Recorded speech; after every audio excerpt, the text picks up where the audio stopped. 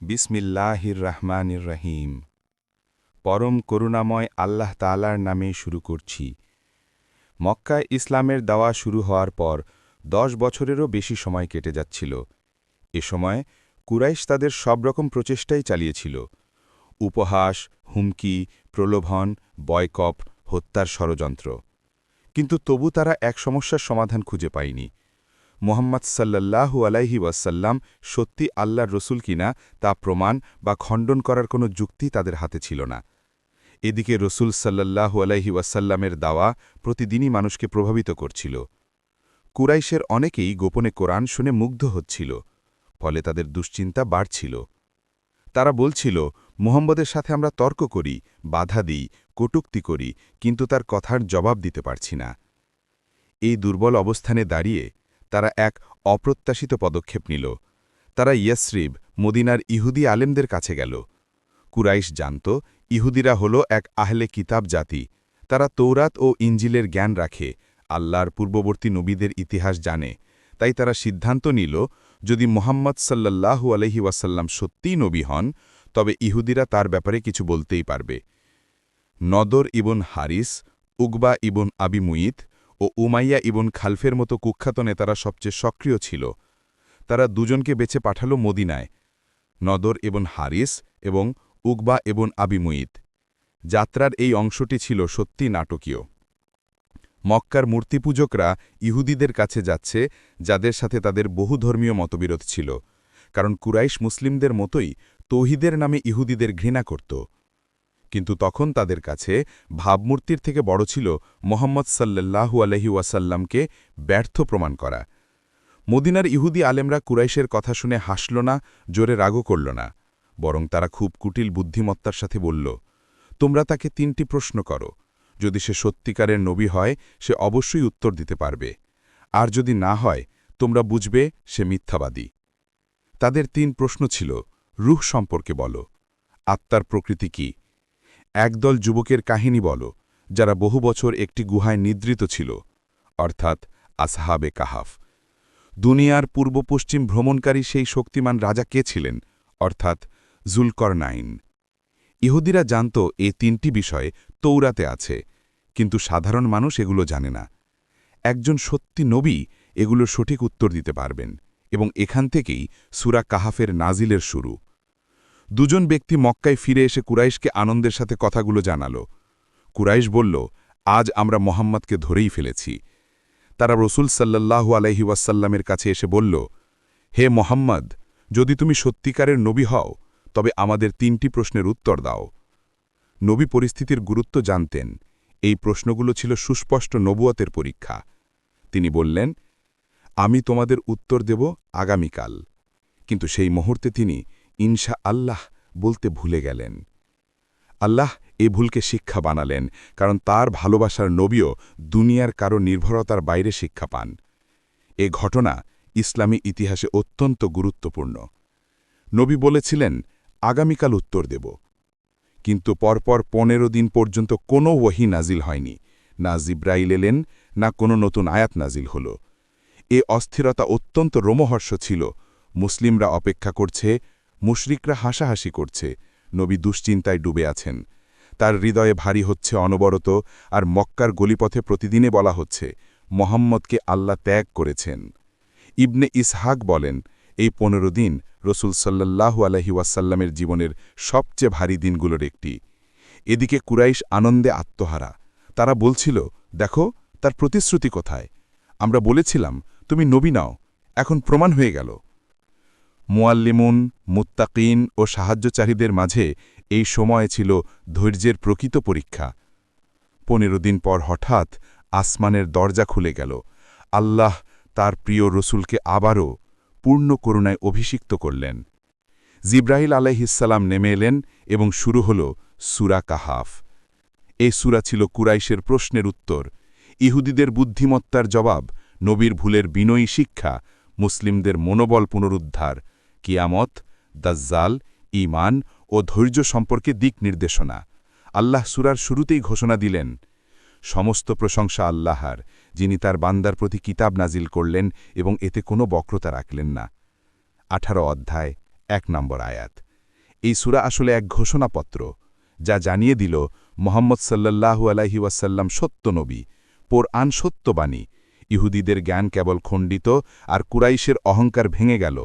আল্লাহ বলেন, কোনো বিষয়ে আমি কাল করব এ কথা বলো না, যদি না বলো ইনশা আল্লাহ। 18 অধ্যায় 23 আয়াত। এই শিক্ষা নবীর জন্যও একটি কোমল স্মরণ। আল্লাহ ছাড়া মানবের ক্ষমতা নেই। একই সাথে উম্মতের জন্য যুগান্তকারী শিক্ষা। সব পরিকল্পনার সাথে ইনশা আল্লাহ বলো। ইহুদিরা যেই 3টি প্রশ্ন করেছিল, তার সবগুলো প্রশ্নের উত্তর এই সূরার ভেতরই আছে।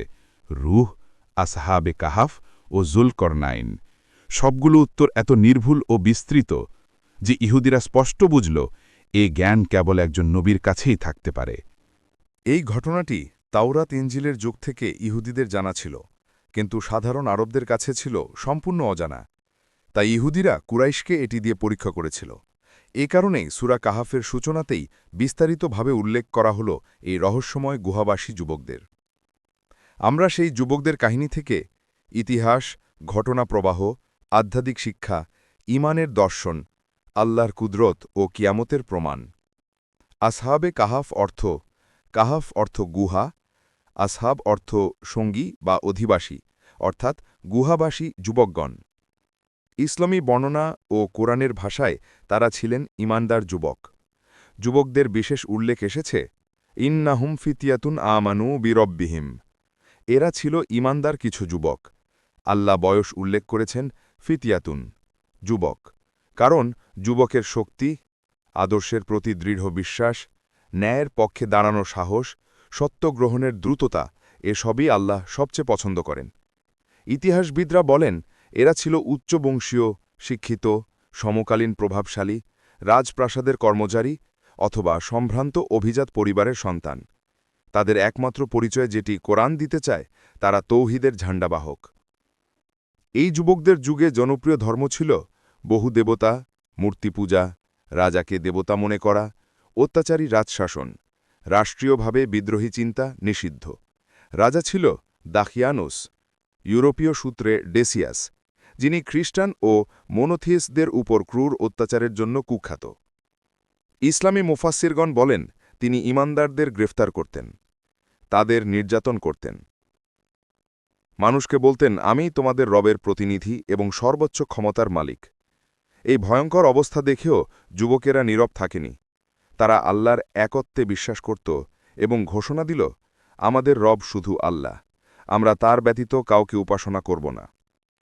এ ছিল ঈমানের এক অদম্য চিৎকার। জীবন যাবে, তবু বিশ্বাস যাবে না। রাজা বললেন, তোমাদেরকে শেষ সুযোগ দিলাম, আজ উৎসবে মূর্তিকে সিজদা করবে, নইলে পুড়িয়ে মারব। তারা পরামর্শে মিলিত হল এবং সিদ্ধান্ত নিল, পলায়ন নয়, হিজরতই ঈমানের রক্ষা। এটি একটি গভীর শিক্ষা। যখন সত্যের উপর থাকা অসম্ভব হয়ে যাবে, তখন হিজরতই ঈমানের রক্ষা। কোরআন বলে তাদের সংখ্যা নিয়ে বিতর্ক ছিল। অনেকে বলেছিল 3, কেউ 5, কেউ 7। কিন্তু আল্লাহ মানুষের তর্ককে রোধ করেছেন। তুমি তাদের প্রকৃত সংখ্যা জানো না, আল্লাহ জানেন। ইসলামী মত অনুযায়ী তাদের সংখ্যা ছিল 7 জন এবং সাথে ছিল একটি কুকুর। তাদের কুকুরের নাম সম্পর্কে নানা বর্ণনা আছে, রাকিম, হাতিবা, কিথমির। সবচেয়ে প্রচলিত নাম কিথমির। তারা গোপনে শহর ছাড়ল। কেউ তাদের অনুসরণ করল না, কারণ আল্লাহ তাদের রক্ষা করছিলেন। গুহাটি সম্পর্কে কোরআন শুধু বলেছে, সূর্য কখনও সরাসরি তাদের উপর পড়ে না। ভোরে সূর্য ডান পাশ বেয়ে যায়, সন্ধ্যায় সূর্য বাম পাশ দিয়ে যায়। এটি ছিল শান্ত, নিরাপদ, সুসমন্বিত একটি স্থান। এটি আবার প্রমাণ করে যে আল্লাহ লোকেশীন নয়, শিক্ষা গুরুত্ব মনে করেন। তবে বহু গবেষক গুহার অবস্থান নিয়ে বলেছে, সম্ভাব্য 3টি স্থান: জর্ডানের রাকিম পাহাড় সবচেয়ে স্বীকৃত, তুরস্কের তারসুস, সিরিয়ার কোনো উপত্যকা। তবু কোরআন আমাদের বিরত করেছে বিতর্কে। তুমি তাদের ব্যাপারে শুধু স্পষ্ট কথা বলো, অপ্রয়োজনীয় তর্কে যেও না। যুবকেরা গুহায় প্রবেশ করে দোয়া করল, হে আমাদের রব, আমাদের জন্য দয়া বিস্তার করো এবং আমাদের সমস্যার সঠিক সমাধান দাও। এই দোয়া শেষ হতেই শুরু হল আল্লাহর সবচেয়ে বড় মুজিজা। তিনি তাদের ঘুম পাড়িয়ে দিলেন। এই ঘুম সাধারণ ঘুম নয়। চোখ খোলা রাখতেন, যাতে দেখলে মনে হয় জেগে আছে। ডান পাশে বাম পাশে ফেরাতেন যাতে দেহ নষ্ট না হয়। কুকুরটি গুহার দরজায় হাত প্রসারিত করে শুয়ে থাকত। গুহায় সূর্যের আলো ঢুকত না। বাতাস এমনভাবে বইত যাতে জীবাণু ক্ষতি না করে। এমনকি কেউ কাছে এলে ভয় পেয়ে পালিয়ে যেত। কোরআন দৃশ্যটি বর্ণনা করেছে এত জীবন্তভাবে, তুমি যদি তাদের দেখতে তবে ভয় পেয়ে পালিয়ে যেতে।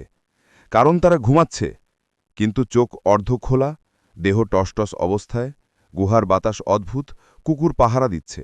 এই দৃশ্য সাধারণ মানুষের চোখে অস্বাভাবিক লাগত। আল্লাহ বলেন, তারা তাদের গুহায় ৩০৯ বছর অবস্থান করেছিল। এহুদিরাও এই সংখ্যাটি জানত, এ কারণেই তারা প্রশ্ন করেছিল। ৩০৯ বছর খ্রিস্টীয় বা সৌর বছর ও চন্দ্র বছরের পার্থক্য মিলিয়ে সংখ্যাটি এসেছে। ৩০০ বছর সৌর, ৩০০+৯ চন্দ্র।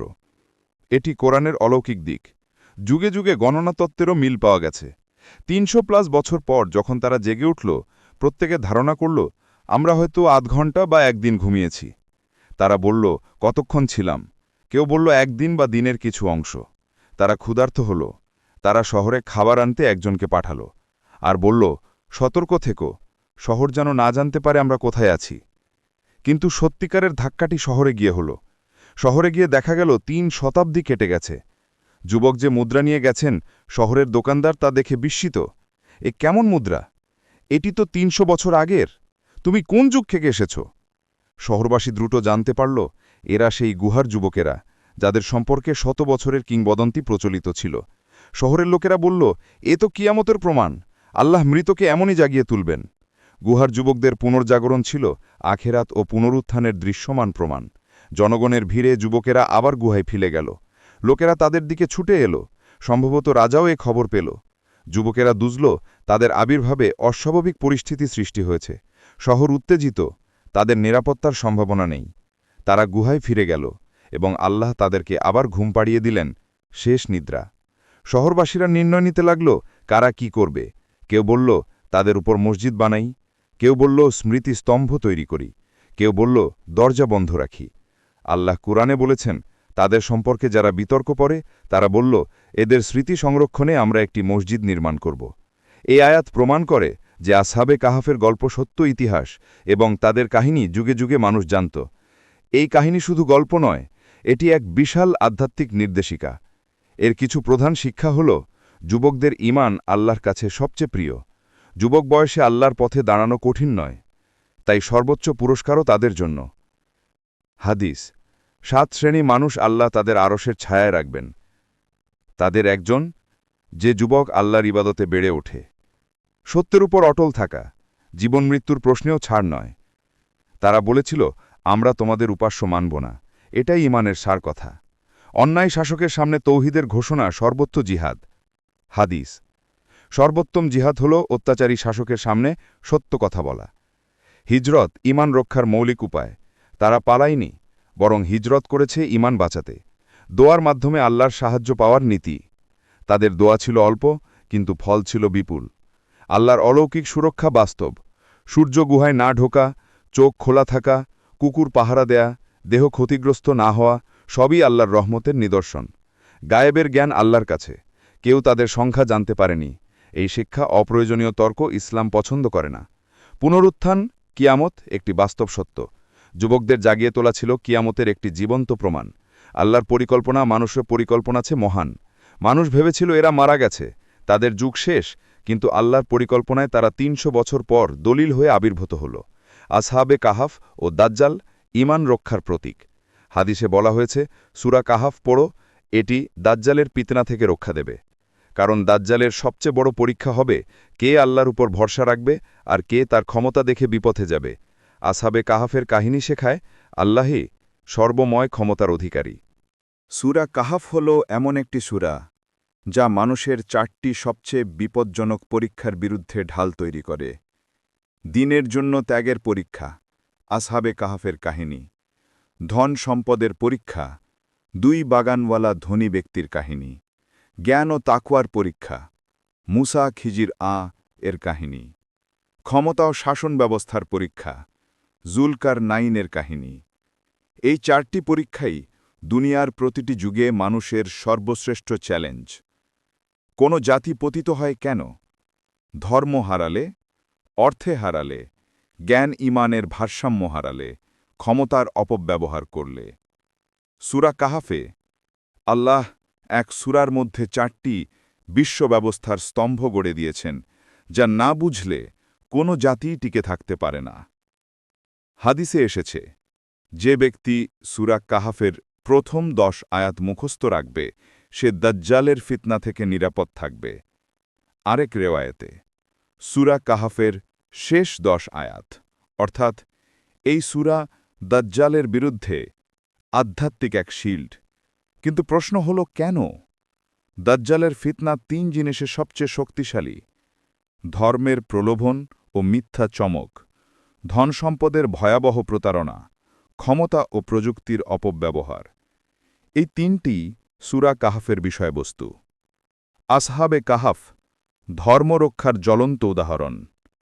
ধনী বাগান মালিক দাজ্জালের ধনসম্পদ ফাঁদকে প্রতিফলিত করে। মুসা খিজির জ্ঞান কাহিনী দাজ্জালের প্রতারণামূলক বিজ্ঞান খণ্ডন করে। জুলকারনাইন প্রমাণ করে, অপরিমিত প্রযুক্তি থাকলেও আল্লাহকে ভুলে গেলে সভ্যতা ধ্বংস হয়। দাজ্জালের প্রতারণার বিরুদ্ধে সূরা কাহাফ সম্পূর্ণ এক ডিফেন্স সিস্টেম। তরুণরা ঈমান রক্ষার জন্য বেরিয়ে গেল, পরিবার, রাজত্ব, আরাম সব ত্যাগ করল। আজকের পাঠ, ইসলাম রক্ষায় শুধু মুখের ইসলাম নয়, ত্যাগ দরকার। আল্লাহ তাদের এমনভাবে সম্মান দিলেন, শত শত বছর সুরক্ষায় রাখলেন, তাদের কাহিনী কুরআনে নাজিল করলেন, যুগ যুগ পরও মানুষ তাদের গল্প বলে ঈমান বাড়ায়। সুতরাং ত্যাগ সমান সমান ঈমানের সবচেয়ে বড় শক্তি। সম্পদ ঈমানের সবচেয়ে সূক্ষ্ম পরীক্ষা। ধনী ব্যক্তি বলল, এ বাগান কখনো ধ্বংস হবে না, কিয়ামত আসবে না। এটাই দাজ্জালের লজিক, প্রযুক্তি, অর্থ ও ভোগবাদকে চিরস্থায়ী শক্তি ভাবা। আল্লাহ এক ঝড় পাঠালেন, ধনী ব্যক্তির সব শেষ। সে হাত কামড়ে বলল, হায়, আমি যদি আমার রবের সঙ্গে কাউকে শরিক না করতাম। আজকের যুগেও অর্থকে নিরাপত্তা মনে করা, সাফল্যকে চিরস্থায়ী ভেবে নেওয়া, আল্লাহকে ভুলে যাওয়া, ভোগবাদের দাস হয়ে যাওয়া, এসব সূরা কাহাফে আগেই সতর্ক করা হয়েছে। আদর্শ শাসন ব্যবস্থার ইসলামী মডেল। জুলকারনাইন 3টি মূলনীতি দাঁড় করালেন। 1. ন্যায় বিচার। শক্তিশালী হয়েও বিনয়ী, জুলুমকারীদের শাস্তি দেন কিন্তু নরমভাবে ব্যাখ্যা করেন। মানবতার সেবা, গরিব দুঃখী জাতিদের সাহায্য করেন। প্রযুক্তির সঠিক ব্যবহার, ইস্পাত ও পিতল দিয়ে বাঁধ তৈরি করেন, আজকের সিভিল ইঞ্জিনিয়ারিংয়ের ভিত্তির মতো প্রযুক্তি। রোমহর্ষক অংশ হল, তিনি বললেন, এটি আমার প্রভুর করুণা, যখন তার প্রতিশ্রুতি আসবে তখন এটি ধূরায় পরিণত হবে। 1898। অর্থাৎ যতই সিভিলাইজেশন প্রযুক্তি পাওয়া যাক, চূড়ান্ত ক্ষমতা আল্লাহর। ডার্ক এজ ও লাইট এজ থিওরি। সূরা কাহাফ আসলে এক ভবিষ্যৎবাণী। ইতিহাস চক্রাকারে চলে। প্রথমে আসে আলো, ঈমান, তারপর আসে অহংকার, তারপর জ্ঞান ও ক্ষমতার অপব্যবহার, তারপর ফিতনা, শেষে আসে ধ্বংস, তারপর আবার নতুন আলো। দাজ্জালের যুগ হল সর্বোচ্চ অন্ধকারের সময়। সূরা কাহাফ মানবজাতিকে এই অন্ধকারের আগে প্রস্তুতি নিতে বলে। অন্তরে আলো রাখতে, জ্ঞান রাখতে, ধনসম্পদের নিয়ন্ত্রণ রাখতে, প্রযুক্তিতে বিনয় রাখতে, ঈমানকে শক্তিশালী রাখতে, দুনিয়াকে সাময়িক মনে করতে। এই সূরা হল শেষ যুগের নির্দেশিকা। পৃথিবীর দৌড়ঝাঁপের বাস্তবতা। কুরআন বারবার বলে যে দুনিয়ার জীবন হল কেবল খেলা ও আনন্দ। এটি বৃষ্টির মতো, মুগ্ধ করে কিন্তু পরে তা শুকিয়ে যায়। 18:45। এটি গভীর শিক্ষা আছে। দুনিয়াকে গুরুত্ব দাও, কিন্তু একে চিরস্থায়ী ভেবো না। কারণ সৌন্দর্য, যৌবন, ধন, ক্ষমতা, প্রযুক্তি, শাসন সবই অস্থায়ী। মানুষ আজ মোবাইল, এআই প্রযুক্তির যুগে বিশ্বাস করে যে মানব সভ্যতা কখনো ধ্বংস হবে না। কিন্তু সূরা কাহাফ বলে যে ধন, শক্তি, প্রযুক্তি সব ধোঁকা, যা চিরস্থায়ী তা শুধু ঈমান। সূরা কাহাফের ভয়াবহ বর্ণনা। সূরা কাহাফে এক দুর্ধর্ষ আয়াত আছে, সেদিন আমরা পাহাড়গুলোকে উড়িয়ে দেব, পৃথিবীকে সমতল করে দেব, মানুষের কাউকে বাদ দেব না। 1847। আরও আছে, কর্মফল সামনে রাখা হবে, অপরাধীরা ভয় পাবে। এসব অদ্ভুত কি বই, ছোট বড় কিছুই বাদ দেয়নি। 1849। এই আয়াত দেখায় যে আল্লাহর হিসাব নিখুঁত, কিছুই ভুলে যায় না। প্রতিটি ছোট কাজের হিসাব আছে, দুনিয়ার ফাইলের থেকে অনেক বেশি নিখুঁত। এই আয়াত কিয়ামতের হঠাৎ আগমনের ভয়াবহতা জানান দেয়। নবী সাল্লাল্লাহু আলাইহি ওয়াসাল্লামকে সান্ত্বনা। সূরা কাহাফ নাজিলের কারণ ছিল কুরাইশের বিদ্রূপ। নবী সাল্লাল্লাহু আলাইহি ওয়াসাল্লামের দুঃখ, 15 দিনের অহিনীরবতা। আল্লাহ তার প্রিয় নবীকে সান্ত্বনা দিলেন, হে মোহাম্মদ, আপনি তাদের কথাবার্তায় নিজেকে ধ্বংস করে ফেলবেন না। 18:6। অর্থাৎ আপনি কষ্ট পাবেন না, এ পৃথিবী ক্ষণস্থায়ী, আপনার দায়িত্ব শুধু সত্য পৌঁছে দেওয়া। এই আয়াত মানব ইতিহাসের সবচেয়ে কোমল এবং সান্ত্বনাদায়ক আয়াতগুলোর একটি। কুরআন শুধু ইতিহাসের বই নয়, এ মানব জীবনের সাইকোলজি। প্রতিটি মানুষ জীবনের কোনো না কোনো পর্যায়ে আসহাবে কাহাফের মতো ঈমানের পরীক্ষা পায়, ধনী ব্যক্তির মতো সম্পদের পরীক্ষা পায়, মুসা এর মতো জ্ঞানের পরীক্ষা পায়, জুলকারনাইনের মতো ক্ষমতার পরীক্ষা পায়। এই সূরা শিক্ষা দেয় যে পরীক্ষা আসবেই, কিন্তু আল্লাহ তোমাকে রক্ষা করবেন যদি তুমি ঈমান ধরে রাখো। জান্নাত বনাম জাহান্নামের সার্বিক বিচার। শেষে আল্লাহ জানান, জান্নাতে নাজুক পোশাক, ঝর্ণাধারা, অম্লান বাগান, চিরন্তন শান্তি, আল্লাহর সন্তুষ্টি, আর জাহান্নামে থলথল আগুন, উষ্ণ পানি, শৃঙ্খল, লাঞ্ছনা এবং চিরস্থায়ী ঘৃণা। তারপর আল্লাহ বলেন, যার ভালো কাজ সবচেয়ে উত্তম, আমি পরীক্ষা করি। 18:7। অর্থাৎ দুনিয়ায় জীবন হচ্ছে পরীক্ষা, আর সূরা কাহাফ সেই পরীক্ষার উত্তরপত্র। সূরা কাহাফ হচ্ছে মানবজাতির চূড়ান্ত নির্দেশিকা, দাজ্জালের ফিতনার বিরুদ্ধে সম্পূর্ণ প্রতিরক্ষা, ঈমান, ধন, জ্ঞান ও ক্ষমতার 4 পরীক্ষা, কিয়ামতের প্রস্তুতি, মানব সভ্যতার চক্র, আল্লাহের হিকমত, নবী সাল্লাল্লাহু আলাইহি ওয়াসাল্লামের সান্ত্বনা, পরকালের বিচার। অর্থাৎ সূরা কাহাফ সমান সমান ঈমানের ঢাল প্লাস দাজ্জাল থেকে সুরক্ষা প্লাস কিয়ামতের প্রস্তুতি। প্রিয় দর্শক, আপনি যদি এই ধরনের ঐতিহাসিক ও শিক্ষণীয় কাহিনী শুনতে ভালোবাসেন, তাহলে অনুগ্রহ করে আমাদের চ্যানেলটি সাবস্ক্রাইব করুন এবং নোটিফিকেশন বেল আইকনটি অন করে রাখুন। আপনাদের ভালোবাসা ও সমর্থন আমাদের এগিয়ে যাওয়ার প্রেরণা যোগায়। আল্লাহ হাফেজ।